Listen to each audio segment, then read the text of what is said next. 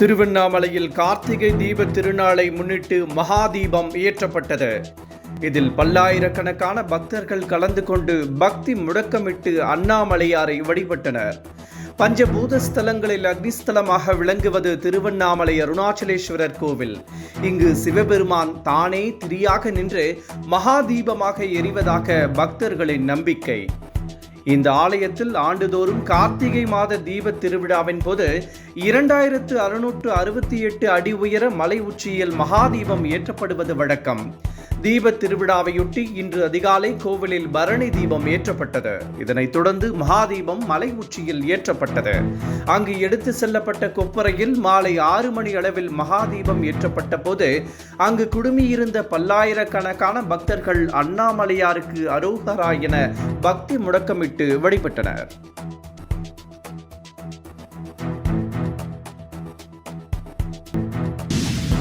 செம்பரம்பாக்கம் ஏரியில் தண்ணீர் திறக்கப்பட்டுள்ள நிலையில் அங்கு துணை முதலமைச்சர் உதயநிதி ஸ்டாலின் நேரில் ஆய்வு மேற்கொண்டார். செம்பரம்பாக்கம் ஏரியின் நீர்மட்டம் உயர்ந்து இன்று காலை 1000 கன அடி நீர் திறக்கப்பட்டது. இந்த அளவு தற்போது 4500 கன அடியாக உயர்த்தப்பட்டுள்ளது. நீர்வரத்து மேலும் அதிகரித்தால் தண்ணீர் திறப்பு மேலும் அதிகரிக்க வாய்ப்புள்ளது என தெரிவிக்கப்பட்டுள்ளது.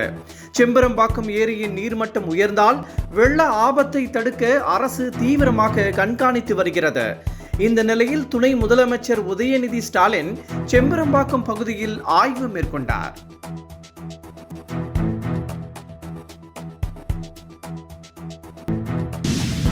பென்ஷல் புயல் நிவாரணம் பல இடங்களில் பயனாளிகளுக்கு சென்று சேரவில்லை என இபிஎஸ் குற்றம் சாட்டியுள்ளார். இது தொடர்பாக அவர் வெளியிட்டுள்ள அறிக்கையில் முன்னெச்சரிக்கை நடவடிக்கையை முறையாக செய்யாததால் டெல்டாவில் பல லட்சம் ஏக்கர் பயிர்கள் வெள்ளத்தில் மூழ்கியதாகவும் குற்றம் சாட்டியுள்ளார்.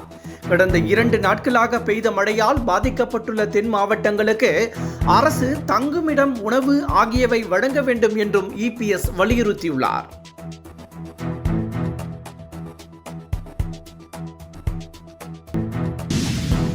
நாம் தமிழர் கட்சியில் இருந்து விலகியவர்களை எச்சிலுடன் ஒப்பிட்டு சீமான் பேசியிருப்பது மீண்டும் சர்ச்சையை கிளப்பியுள்ளது.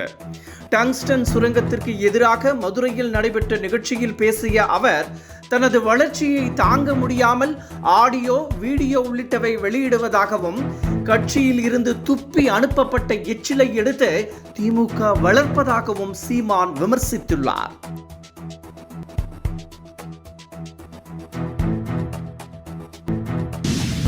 வங்கக்கடலில் நிலை கொண்டிருந்த ஆழ்ந்த காற்றழுத்த தாழ்வு நிலை காரணமாக பெய்த அதி கனமழையால் தென் மாவட்டங்கள் வெள்ளக்காடாக மாறியுள்ளது. தென்காசி, நெல்லை, தூத்துக்குடி ஆகிய மாவட்டங்களில் பல இடங்களில் வெள்ளத்தில் மூழ்கியுள்ளன. குற்றால அருவிகளில் வரலாறு காணாத வெள்ளப்பெருக்கு ஏற்பட்டுள்ளது. குற்றாலம் செல்லும் பாதைகளிலும் போக்குவரத்து துண்டிக்கப்பட்டுள்ளது. 30 ஆண்டுகளுக்கு பிறகு சிற்றாறுகளில் வெள்ளப்பெருக்கு ஏற்பட்டுள்ளது. பாதுகாப்பு கருதி குற்றாலம் பகுதியில் நுழைய சுற்றுலா பயணிகளுக்கு தடை விதிக்கப்பட்டுள்ளது. போலீசார் தீவிர கண்காணிப்பில் ஈடுபட்டுள்ளனர். இதேபோல் தூத்துக்குடி, நெல்லை ஆகிய மாவட்டங்களிலும் கனமழை பெய்து பல இடங்களில் வெள்ளம் சூழ்ந்துள்ளது.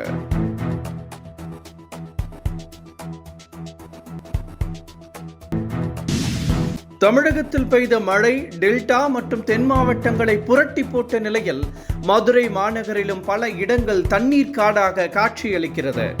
மதுரை மாநகர் பகுதிகளான கோரிப்பாளையம், தல்லாக்குளம், மதுரை மாவட்ட ஆட்சியர் அலுவலகம் உள்ளிட்ட இடங்களில் மழைநீர் தேங்கியுள்ளது.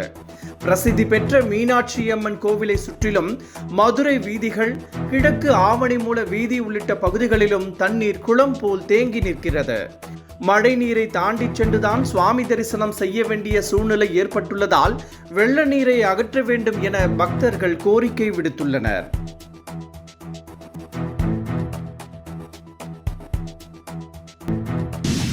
தெலுங்கானாவில் புஷ்பா 2 திரைப்படத்தை பார்ப்பதற்காக அப்படத்தின் கதாநாயகன் அல்லு அர்ஜுன் வந்தபோது அளவுக்கு அதிகமான கூட்ட நெரிசல் இருந்ததால் அதில் சிக்கி பெண் ஒருவர் உயிரிழந்தார். அவரது மகனும் படுகாயமடைந்தார். இந்த புகார் தொடர்பாக அல்லு அர்ஜுன் மீது வழக்கு பதிவு செய்யப்பட்டிருந்தது. இந்த அடிப்படையில் கைது செய்யப்பட்ட அல்லு அர்ஜுன் நீதிமன்றத்தில் ஆஜர்படுத்தப்பட்டார். அவர் சார்பில் ஜாமீன் கோரி மனு தாக்கல் செய்யப்பட்டது. இதனிடையே ஜாமீன் மனுவை விசாரித்த தெலுங்கானா உயர்நீதிமன்றம் அல்லு அர்ஜுனுக்கு 4 வாரத்திற்கு இடைக்கால நிபந்தனை ஜாமீன் வழங்கி உத்தரவிட்டது.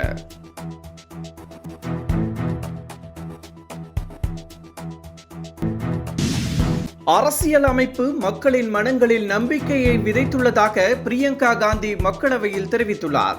வயநாடு தொகுதியில் இருந்து முதல் முறையாக மக்களவைக்கு தேர்ந்தெடுக்கப்பட்ட காங்கிரஸ் பொதுச் செயலாளர் பிரியங்கா காந்தி தனது முதல் உரையை ஆற்றினார். உத்தரப்பிரதேச மாநிலம் சம்பால் பகுதியில் நடைபெற்ற துப்பாக்கிச் சூட்டை குறிப்பிட்டு பேசிய அவர், துப்பாக்கிச் சூட்டில் உயிரிழந்த தையல் தொழிலாளியின் நிலையை உருக்கமாக குறிப்பிட்டார்.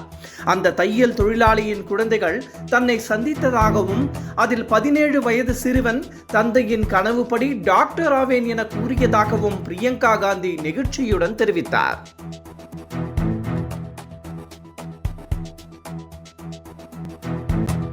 மை இந்தியா 24/7 முக்கிய செய்திகளை உடனுக்குடன் தெரிந்து கொள்ள உடனே சப்ஸ்கிரைப் பண்ணுங்க, பெல் பட்டனை பிரஸ் பண்ணுங்க. என்றும் உங்களுடன் மை இந்தியா.